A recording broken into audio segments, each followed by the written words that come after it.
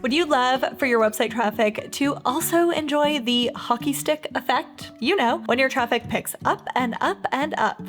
And if maybe also it were actually for free from an organic source like Google. And my past Audience Academy student Angela has taken her blog from 0 to 10,000 page views a month, writing content on topics she genuinely loves. She started a travel blog to share content for discerning travelers with posts on the best places to ski in Europe for beginners and the guide to luxury shopping in Europe. So if you want to learn the right way to create content and get traffic to your website, which builds your email list, then this is the interview for you. No matter if you want to blog about travel or anything else, there's going to be some fabulous takeaways in here for you. All right, Angela, can you share with me, talk to me a little bit about the business that you run and kind of how you decided to get into it? Yeah, so I run a travel blog called Notes from Here. It is a Europe-focused travel blog. And I kind of got into this because I was writing I would call it a diary style blog. I knew that I was kind of playing small and I wanted to push myself to kind of write and build an audience. And I think I spent a lot of time in that strategy phase of okay, I'm a project manager. Do I want to do something in the business advice space? All of that. I spent a lot of time kind of trying to figure out what I wanted to do because then I just wanted to go in and not second guess myself.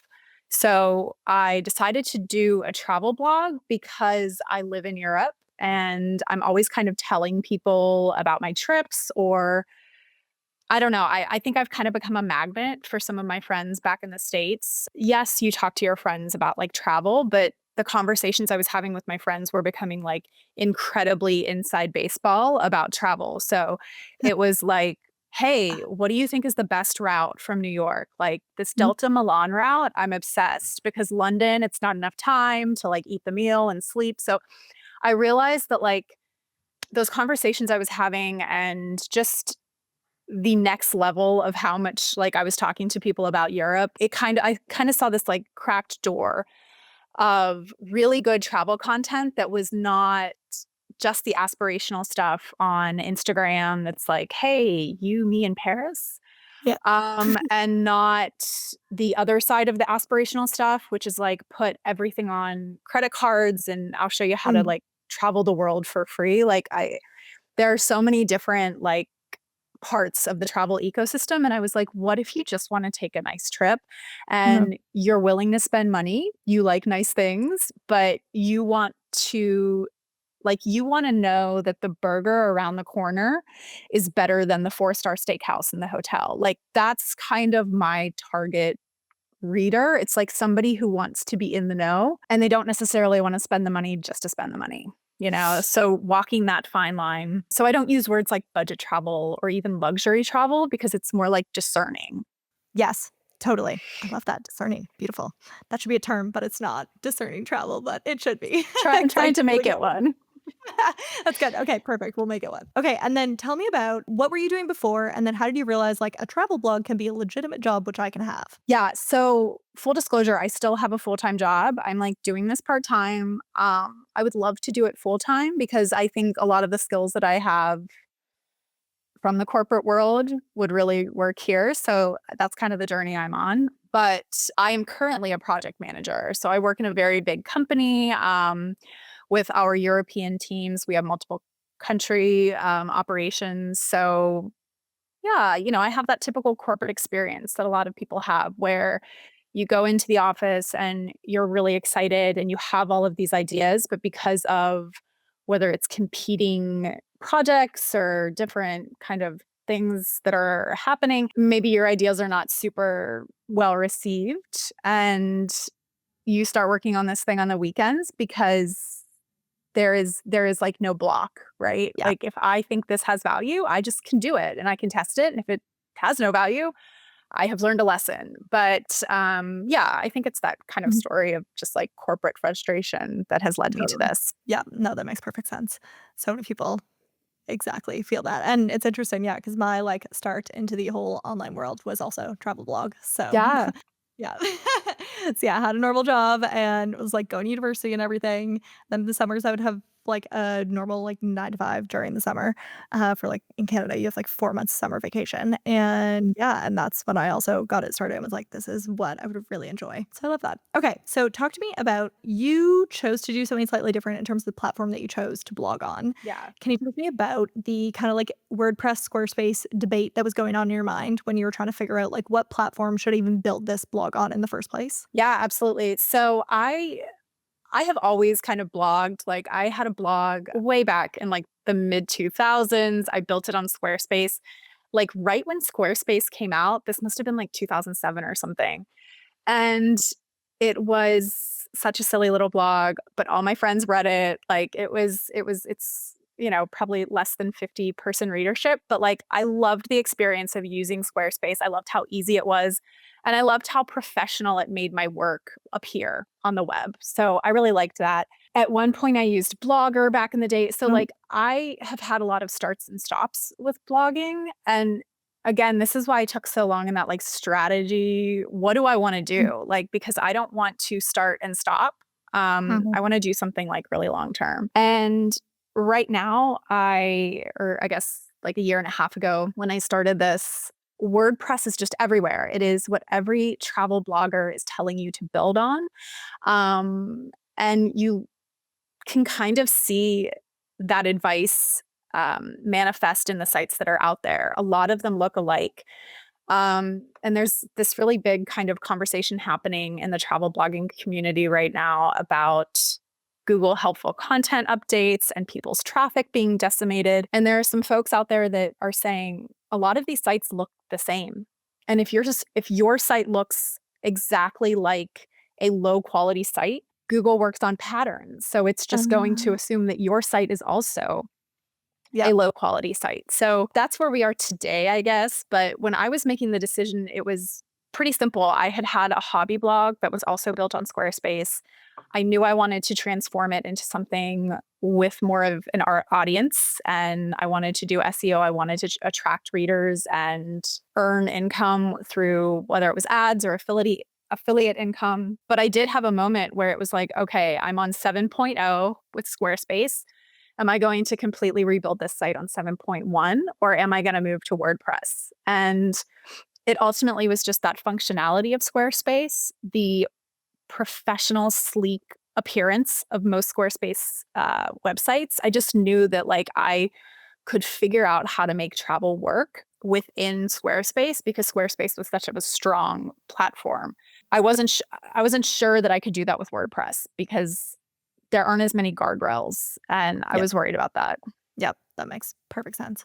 And tell me, so yeah, people's fear is always like, oh, okay, well, WordPress, they say like all the biggest sites ranking in Google are on WordPress and stuff. And so, which I mean, I know the reason for that is just that the vast majority of websites are on WordPress because it's been around the longest. But, anyways, not everyone maybe knows that. But tell me, like, have you found that so now you've created all this content on Squarespace? Have you been able to rank in Google? Have you been able to do well SEO wise? Have you been able to keep up or surpass some other blogs that are built on WordPress in terms of traffic? Yeah. And I really thank like your community group because one of the biggest things that people are concerned about is like page speed. And Mm. I know that you guys have run a test on Yep. Squarespace page speed. And there are some other Squarespace users that have actually said there are parts of the Squarespace, CMS that are going to look slow on certain Mhm. testers. But if you use this tester, like the site speed is actually quite good. Mhm. Um, I think that that's a little bit of a distraction, honestly. Yep. I agree. I have a I'm not gonna tell you what it is because I feel like it's my secret sauce, and Yeah. I just had the bright idea to, like, replicate this strategy, but I have had 2 blog posts kind of, like, shoot to the top of Google, and they are not your 2,000-word blog posts, they are shorter.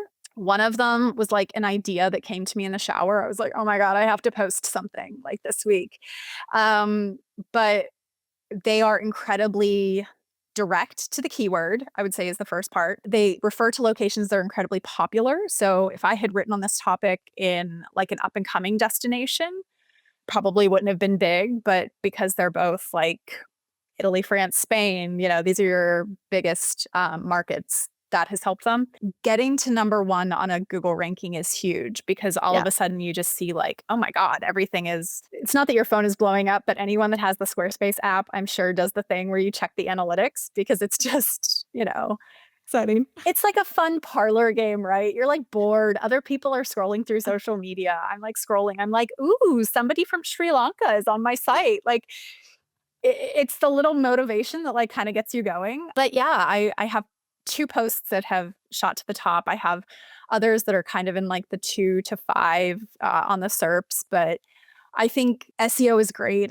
I really enjoy it. And honestly, yeah, I could talk about this forever. So we can talk more about SEO, but in no way have I found that Squarespace is like a hindrance to ranking at all. That's good. I'm glad to hear it. Yeah, I found the same thing. So that's great.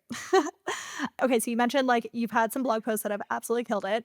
Talk to me overall about what kind of traffic roughly overall are you able to get on your like website and your blog posts these days? So I can give you some numbers. Mhm. And this is just stuff I've seen. I'm in, like a couple Facebook groups for travel bloggers. And I don't know if this is going to be everybody else's experience, but from a lot of like comments that I read, there are folks that are saying, hey, I did not hit or surpass 10,000 page views until I had like 100 posts. And all I know is that I have surpassed like last month, I was a little bit over 10,000, which was huge for me. And I have something like 64 blog posts. So that kind of tells me that I'm getting a bigger bang for my buck with my individual posts. So I think that that's been helpful. And I've already done my planning for like posts. And I think by the end of the year, I'll have maybe 120. But just knowing that like with SEO, I can focus on quality and targeting a keyword. And like, I don't have to be just like a content factory. That Mhm. was my biggest fear going into this. And honestly, it is the thing that I think held me back for like years. I was like, oh, but if I have a blog, I've got to feed the blog. And like, it was such a fear of mine, really. And now it's like actually something I'm excited about, right? Like SEO is a puzzle. You find high opportunity keywords and you write to them and then you say 3 months later, did it work, And a lot of times it does. So it's just been Yeah. yeah. I love that. That's awesome. Good. So you took my Audience Academy course. You mentioned the student community Yeah. already. Tell me about why did you feel like you needed some course to teach you about creating content? What was the kind of like difficulty that you were going through? Yeah, so there were a couple things. One, there are some Squarespace, I don't want to say limitations, but like I said, there are those guardrails on Squarespace that kind of prevent it from looking like a web 1.0, angelfish, babblefish, if anyone's as old as I am, like those old websites that you can make. Way back when. Those can be frustrating sometimes, especially if you are trying to do, like, for example, my URL is my name, but my blog kind of has a different name. So, like, that was a challenge for me. And I didn't really know how am I going to format some things. And when I was thinking about taking Audience Academy, I didn't feel super comfortable about using Squarespace as a blog, honestly. Because again, when you are in that strategy or like competitive research phase, you're looking at what other people are doing. And I knew that these people were on WordPress. And there was a big part of me that was like, I don't know, how do I even make this look like a blog? Right. And obviously, I found you through tutorials and other things with like how to get things done on Squarespace. And just in reading your blog, I was like, okay, I like what she's doing here with the footer. I like Then this. I like that. I was like, this is someone who knows how to blog with Squarespace. And that was, I think, my very first, like, that was the thing that caught my attention. I was like, this person knows how to blog and blog well with Squarespace. But then I think for me, just like the strategy and like the idea behind Audience Academy was even better, right? It was like, you are doing this for a purpose, and everybody, no matter what your niche is, has a different purpose. But you are doing this because you want to build an audience. And regardless of what your goals are, whether it's writing a book one day or like earning money, like all of that stuff is downstream from building an audience. So it was just like, wow, I can take this course. I can learn how to make my blog look and feel like a blog, which is the first and foremost thing I want to do. And I can also learn all the stuff that I like, all of the stuff that is kind of why I started a blog, which is how to build an audience, how to set up an email list. Like all of that stuff was kind of included, and it was just kind of a no-brainer for me. Good. I love that. That's amazing. And what were the things which, as you were going through it, what were the big takeaways or lessons that you've now started implementing into your content? There was a lot of like valuable stuff. I think even from the beginning, one of the hugest challenges I had was like, I want to have my blog name's header at the top of my blog page, but I can't technically do that. And, you had these great templates about like, here is what your header image should look like. And all of a sudden it was like, this huge problem I had was instantly fixed. I could just add that in Canva and now every image has that. Like it's the kind of stuff that like you are getting from a power user who has been blogging on Squarespace. So it was just like that shortcut that I really loved. Um, and then just again, like templates were so helpful. I am not like a shrinking daisy or like a shy person, but the amount of time that it took me and like real mental anguish, I would say, to just write my email welcome sequence. I don't know why, but like you forget that when you're creating stuff or just doing something for the first time, A, you have to think of the thing, which is Mm. hard enough, but B, you're like, oh my God, I've never done this. I have no muscle memory. And it was so helpful to have like your template where you're like, just do this, do this, but for you, but do this, right? And it was I I wrote like my email welcome sequence. I put it in ConvertKit and like didn't look at it for 3 weeks. And then I was like on a train somewhere and I sat down and I reread it. I was like, this is good. Like, and I totally credit like your template because it hits all the like these are all of the emotions that you have to hit with an email list to build that connection. And like it was just a lot of value for me. So I really, really appreciate it. Oh, that's so incredible. I'm so happy to hear that. That makes me really happy. Good. I love the content that you're producing. Talk to me about like what is some of the content that you love to make? Like I was reading your blog and there's some uber valuable stuff on there. So yeah, tell me about some of your favorite content to create. So I am like I'm a very strategic person. I like to write about stuff that like not everybody is writing Mm. about, and also just I like writing from my own personal experience. Right? Yeah, my first like job, I worked for Cartier in New York, and then when I was in grad school, I also worked for Louis Vuitton. So like I love luxury shopping, and I know that like people that travel to Europe are like, "Isn't this cheaper here?" Right? Like, so one of my best performing posts is all about, how to luxury shop in Europe, how to research it, how to pick the right boutique. Like, is it the most travel thing? I mean, maybe not, but Still, I think it's still, yeah. yeah, and it performs really well because not a lot of people have that understanding of the market and the expertise behind it. So, Mhm. yeah, that's like one of my favorite posts. I truly believe that like the quality of your vacation is going to be impacted by the things that you do there, not so much like the things that you see. Mm. And so experiences are a huge thing for me.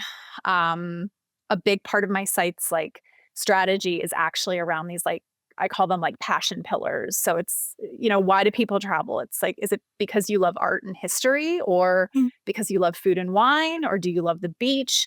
And, that's kind of how I organize a lot of like my destination coverage. But just even beyond that, there are some things that travel bloggers don't write about because I think for a lot of people that are employed full time as a content creator, you sometimes, I don't know, I'm not employed full time as a content creator, but sometimes the content you can tell it's chasing the money. And Mm. Yeah. there's a lot of stuff. I mean, I had a post at the beginning of the year that was just an explainer on the new, like, there's a new UK kind of rule that you have to fill out a form if you're going to fly to the UK, right? So I wrote an explainer and it was picked up on, Google Discovery. And I got like 1,000 page views in 2 days on that one post. A lot of people wouldn't write that post because there's no affiliate link. It's not a sexy destination, but it's helpful. And I find that a lot of the stuff I like to write and the stuff that I think has a good editorial voice is the stuff that's just helpful, right? Like, oh, you're trying to pick an airline? Cool. The best airline is the one that gets you there fast and cheap, right? Here's what I think of all of them, but your mileage may vary. Any topic that allows me to kind of speak to an audience as though they are my friend and that I'm giving them that kind of like insidery travel tip. Totally. I love that. Yeah, that's so true. And yeah, exactly as you say, is like that specific UK situation is not necessarily like there's no affiliate link that you can link to a hotel or whatever. But at the same time, I mean, just getting traffic to your website. I mean, one, helping people. That's the thing which I also love about content creation is like you're just like kind of helping the internet, which is like, I don't know, Yeah, good. But yeah, also once you get those 1,000 views in 2 days, then there's also the potential that you can be like linking them to other things, getting them onto your email list. And so there's still like huge value to it regardless. So absolutely. okay, good. Tell me about cool experiences you've had because you have had this blog now. Has there been anything fun or interesting that you've done? So I feel like you should probably check back with me in a year for this question. I really have, I've had this blog active since like August of 2023. I think between then and April of last year, I maybe had 5 posts. So like it was very difficult for me. So I really think of April 2024 kind of as like when I got serious. Mhm. Um, but the whole concept of like press trips and all of these things that you hear about with like travel bloggers, like I haven't really entered that world yet. Like I just put up a work with me page and it's very, very like hypothetical at this point. But I am going to a travel conference next month in Berlin. So I'm really excited for that Which one because is that? going to ITB Berlin. Ah, okay, Yeah. yeah, yeah, I think I've heard of that. Mm. One of the things that I really wanted to do on the blog this year was create a like the best places to travel next year list because I used to love reading those. Yeah. And so I put together like something like 10 or 12 destinations and I really do want to try to hit them all this year. So I it'll be interesting if I can maybe do a couple of trips, especially for up and coming destinations. Like I think it's just good to kind of work on those trips along with the tourist board. So mm, that's like those are my big goals for this year is to do a couple of yeah, those, trips. that's really good. I love that. And can you tell me when you're creating this content, I'm assuming like you've taken trips years ago, and as you mentioned, like so you've been doing the blog a bit over a year or so. Can or no, bit under a year. Bro. Can you tell me about like are you always taking a trip then creating the content, or are you creating content based off like stuff you've done years ago, or That is such a good question, and there's a part of me that, like, watches the content creators that, like, travel all the time, and I'm like, "How do you do this?" yeah. Oh my god. No, I have so many trips, that I have already, like, taken, and so I'm creating content from, like, trips that I took 3 years ago, and there is a challenge in this because you are relying on the photographic evidence of someone who did not have a blog, right? So, like, past me didn't have a blog. She had an iPhone camera and, like, I don't know, that'll look cool. So, there are 1,000 reasons to not get started. And I think for a lot of people, it's like, but my pictures aren't good enough. And it's like, not all of my pictures are good enough. I am not, a photographer. I'm trying to get better at it, sure. But I think it's definitely changed like how I travel. So, I'm going to Porto next week and I have started creating like pre-travel like here's a shot list, here's the things we need to do. Like it's definitely changed that a little bit, but for the trips that I've taken, it's a little shaky. The experience is still there and the copy is good. Definitely. Totally. I feel like actually when you look at a lot of people's content, like that is true. Or even if I think about, I had someone, literally a friend who I met at a conference like 4 or 5 years ago or something, American, who was like taking this like big Europe trip. I think it's their 10-year anniversary. And so she's like, okay, I wanted to learn about like Switzerland and Italy and Poland. And I was like, okay. And so I gave her everything which I could. And I was like, I do need to start creating some blog posts. But same thing, it's like, oh, do I have great photos? But I'm like, no, it doesn't matter. Like if you have good content, and like, whatever photo. Like I've been on plenty of blogs where it was like I wanted some super niche specific like information on Provence, for example. And sometimes like and there's actually only so many posts on like a very specific place like that. Oh yeah, it's like I would love to write a blog post on St. Paul de Vence. I went there a few years ago. Didn't take really good pictures. You do what you can with what you have, and even still, like your blog and the success of it and the quality of content that you have shows that like even in that situation, like you don't have had to always have like just taken a trip to be able to Yeah, write a piece of content about it. Like you can work backwards. 100%. And that's also important, like also with SEO, because I actually don't have a lot of luck with like itinerary posts because Mm, it's what everybody does. mm, So those keywords are oftentimes like the most competitive. Like you have to mm. go at it with specific number of days itinerary for Yep. Lisbon. Like it's really challenging. So it's actually almost more interesting to like find a different topic about Mm. that destination. Yeah, I agree with that. Can you talk to me about okay, so tell me about your process of keyword research. What are you doing? What are you not doing? What do most people do? What's your kind of method to figure out like what should I be creating actually content about? There's obviously keyword research, which I I used to watch so many YouTube videos about this and I could not understand it because like every person explaining it starts with the most boring keywords. They're like, if you're researching cat food and you want dry cat food, wet cat food, like they're the worst. It's so difficult to like understand. But this is how I think of SEO research. SEO is basically just the science, like the mathematical science of how to say something. Mm, So a great example in travel blogging is where to stay in destination is almost all the time a much less used keyword than destination hotels, right? mm, If you write a blog post like where to stay in Paris versus the best Paris hotels, like you will mathematically get a different result. And once you start to see it like that, it's like, oh, okay, so what's the right way to say this? Or what's the most popular way to say this? So that's how I think of it. And I think it's a little bit better than like the cat food example. mm, But I usually go in, I typically, now that I've done it a little bit, like I have some ideas about keywords, but there are times where like you are sure that people want to know about this topic, but the keywords you are putting in are coming up with a zero, right? I use key search. It's like one of the cheapest tools. It's one of the best, but you're like, I want to, people are Googling this. Like, I just can't find the keyword. And one of the most helpful tips that I could give anyone is in key search. If you go to competition, I think it's like the second tab, and you click the drop down, there is something called organic keyword checker.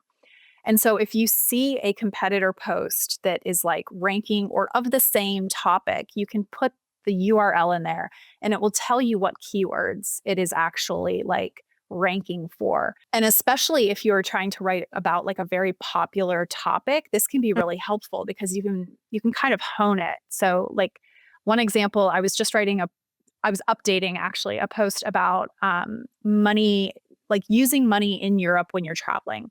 mm, And there are 8,000 things like related to that. It can be currency exchange, credit cards, keeping your cash safe. So, mm, like going to some of the top ranking posts for that and figuring out, okay, well, I'm not writing about no fee credit cards and I'm not and writing about this. It helps you to kind of like hone in a little bit. So, that's like the keyword research side of it. The second piece, and this is something that's really tricky, I think, for travel bloggers, I would describe it as like sometimes they hit it and quit it. Like they hit one destination and then they never write about it again. And that's really bad for SEO because SEO is kind of built on like this web of all of your content. So if you write about Paris once and then you never write about Paris again, you're not a Paris expert, right? So like again, I'm building a bunch of like updates into my workflow this year. And I had one post about Cortina d'Ampezzo where I kind of learned to ski. And first of all, it was the first blog post I wrote. It was not good. Like that was another learning. It was like, oh wow, I've gotten better at this. But hiding within there was like a section about après ski. And oh, I just rewrote that.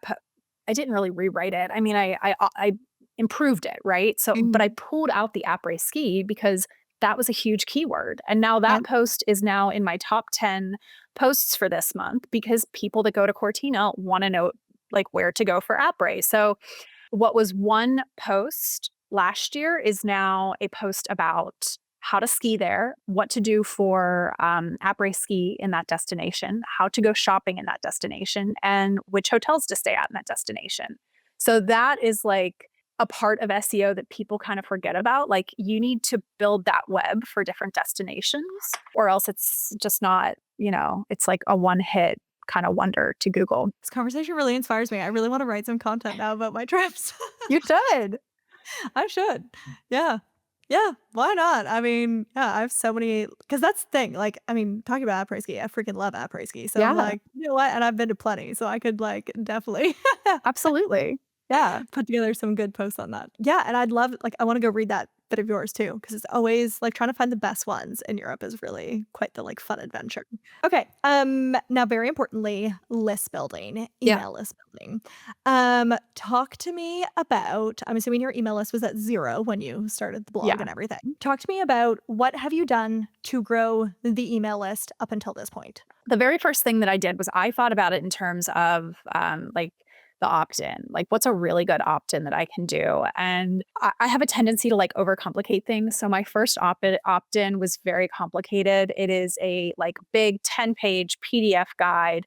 It's also a little like cerebral. It's kind of for like somebody who's going back to Europe for their second or third trip, which like I would say that that's my audience, but I also want to help people that are going for the first time. So I've learned some lessons there. But the very first thing that I did was I set up a landing page with some like salesy copy about what that opt-in would do.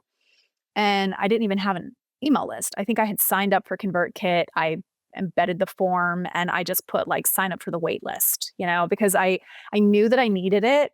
It was also right after my first blog post started to like hit. And I was like, I need to be capturing something, but I had nothing. So I created the landing page, and honestly, not a bad thing to do, because once you write that sales copy, if you do that before you write the opt-in, then you're kind of writing the opt-in to answer those questions. So that was Mhm. kind of Yep. helpful. But I've done that, which has been, it's like I said, it's a little advanced, that opt-in. The second one that I did, basically I had been having a ton of success with this luxury shopping post. And a huge part of the post, I mean, first of all, it was way too long. It was like a 3,000 word post. So I was like, I'm going to create like a mini, I don't know, paywall, right? So the second half of the post is all about the selling ceremony, what happens in the store, like very inside baseball. But I just said, hey, I'm going to put a form at the bottom and say to read part 2, like put this in here. And so that has actually been working very well. This kind Hey, of like email paywall a little bit. cool. Um, yeah. And then of course, I eventually like got around to doing like the very travel bloggery opt-ins, like a packing list and yeah, like themed packing lists. And I think I'm going to start doing some PDF like itineraries, like, oh, you read the post.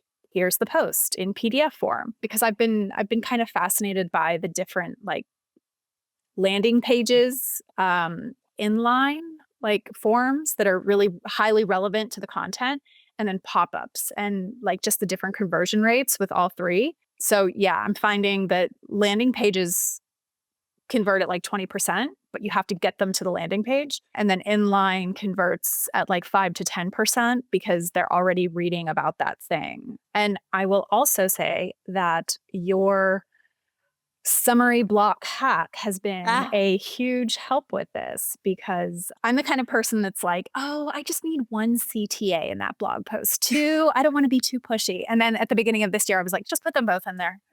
that's really good. For anyone who doesn't know, if anyone's like, what is Angela talking about summary block hack? Basically, I realized at some point like years ago that I had to change something in all my opt-ins, and it was in hundreds of different blog posts.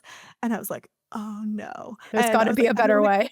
yeah, there has to be a better way. I found a better way. It basically enabled the summary block hack enables you to replace opt-ins like over your entire website with like one click, as opposed to going to hundreds of blog posts to have to go like replace that opt-in. And yeah, that was one of the best life hacks I figured out. And then tell me about your email marketing strategy now. So you have some people on your list. Yeah. What do you do? Because people are always like, oh, well, when do I start emailing my list? And like, what do Yeah. I send them and everything? Tell me about your sort of like strategy to keep that list engaged. Again, I would give a shout out here to like the welcome sequence in Audience Academy, because that is a huge foundation for me about like how I just the type of content that I put into my email newsletter versus what goes on the blog. So the beauty of the email newsletter is I can say whatever I want without having to like SEO something, without having to like figure out how it works. But it's also just a much more personal medium. So, for example, I will say that the content, I try to make my content in the newsletter. The first goal is to kind of bring my readers back to the blog. So it may not be talking about the most recent blog post, but there will be a story that relates to a blog post. And the whole goal is to get the reader to come back to the blog. Like that is kind of the strategy. I will also say that travel newsletters are a bit of a challenge because people are not always traveling. They are not always thinking about that. And so a travel newsletter kind of has to become this other thing that is related to travel, but it's also a little bit different. And what I have done, the first thing I did was I kind of had to make a decision about frequency. Everyone says email weekly. As a reader, that is overwhelming for me sometimes. And I just knew I wasn't going to be able to do it as a writer. So I said, let's do it every other week. I'm still there. I'm still like showing up in their inbox, but it is at a cadence that I think works better for me and hopefully works better for them. So that has been great. And I haven't seen like I really haven't had any huge problems with unsubscribes. I've been like really happy about that. But the other thing that I did was like in that fallow period between Christmas and the New Year, I sat down with an Excel spreadsheet and like all the dates. And I said, okay, we are going to send this thing on the 1st and the 15th. And what are we going to talk about? And it was in that period where like big picture, like, okay, Mother's Day is here. I don't know, just like finding what can you talk about that is topical and happening at that time, and how can you relate it to some post, So I think one example, August, I think is like Disability Awareness Month, something I'm really interested in. And I would love to find somebody to collaborate on with this, but like accessible travel, right? So I was like, that would be a really great thing to cover in August because it's timely and it's related. So that is kind of what I'm trying to do. So like I will send a newsletter this week and it will talk about tax season because everybody's doing their taxes right now. And you know what sucks about being an expat? Doing your taxes. Hey, by the way, I wrote this blog post about money when you're traveling. So like it's finding those little connections between what is happening with people, what is kind of in that vein in your content, and like stringing it all together. That's I love what I'm that. trying to do. Yeah. I can see, like, as you talked about these things, I'm like, I can see that, as you say, you have a very, like, strategic brain and how these, like, it shows. Yeah. My brain functions in the same way. And I find so much joy in doing like that strategy too. So, Absolutely. Absolutely. I mhm. really enjoy it. Okay, final couple for you. So, one thing that people often think about, worry about, and you maybe had the same thought too, is like when I get started with creating consistent content, what was your experience of growing from like zero email list to whatever it is now? And how long did that take you? So people have an idea of like what could be possible for them, if that makes sense. Do you want a specific number? Because it's not super Whatever you impressive. want. Um, I think that it's kind of crazy that we haven't talked about the word consistent a little bit more. So I think I'll pick up maybe on that. I used to be really, like I said, I was super afraid of having a blog because you have to feed the blog and every other thing comes on top of that. And it was like really, really overwhelming. But when I finally decided to get started, I was kind of in these like cycles of not doing anything. And then I would do like I would bulk produce like 5 or 6 posts. And then I would be so burnt out from doing that that I would fall into the trough of like not doing anything for another month and a half.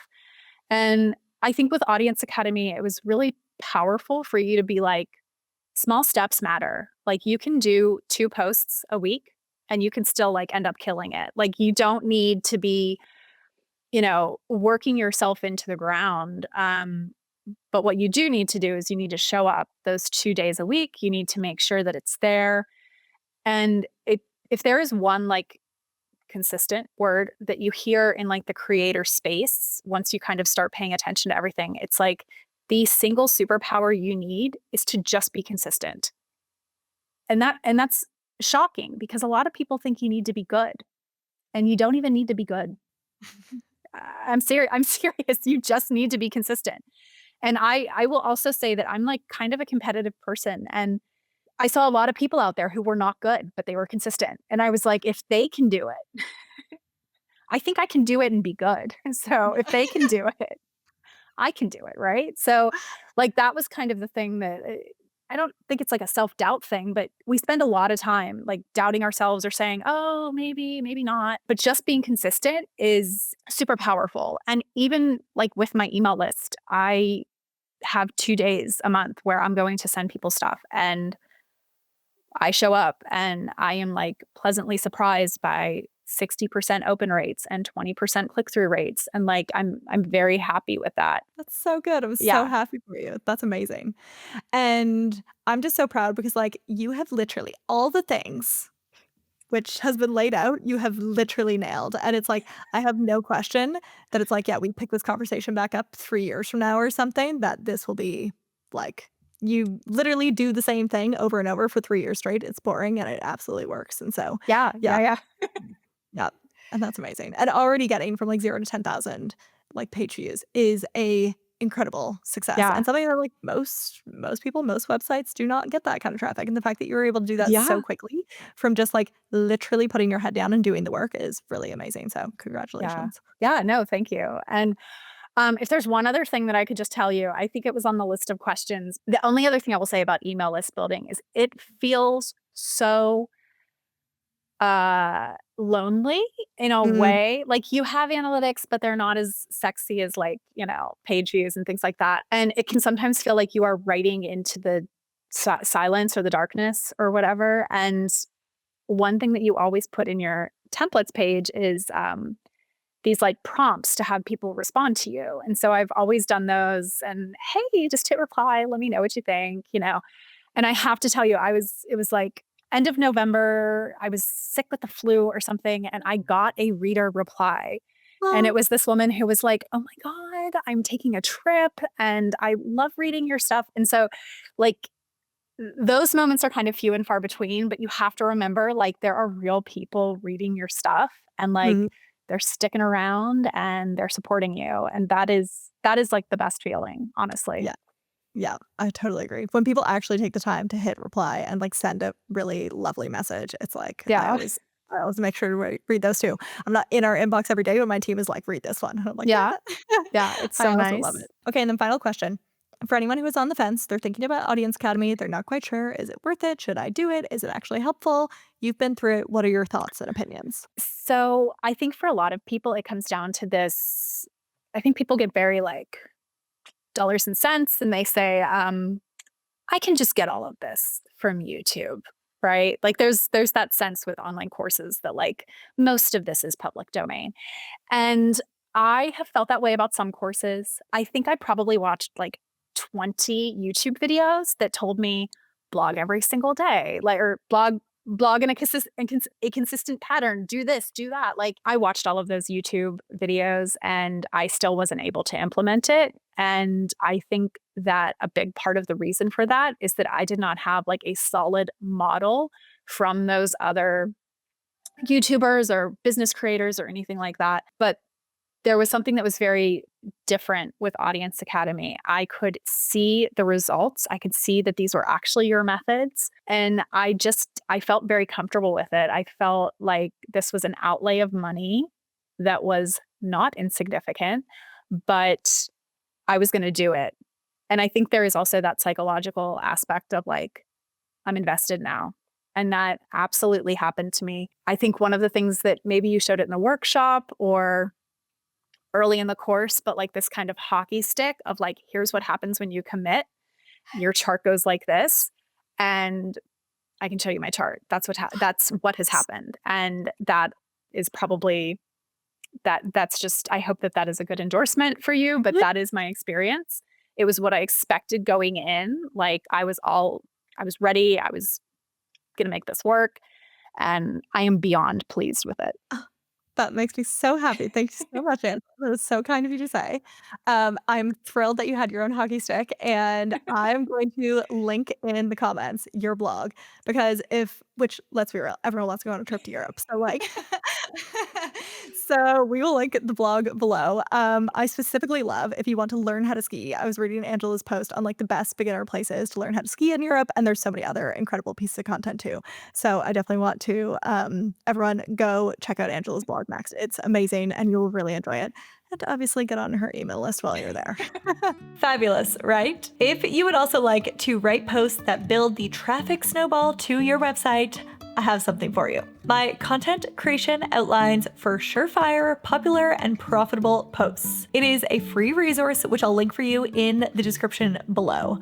But of course, as Angela mentioned, there's a lot of strategy involved in a successful blog. So if you need some help sorting out your own, I highly recommend that you watch this video next, and I will walk you through how to grow a blog from 0 readers.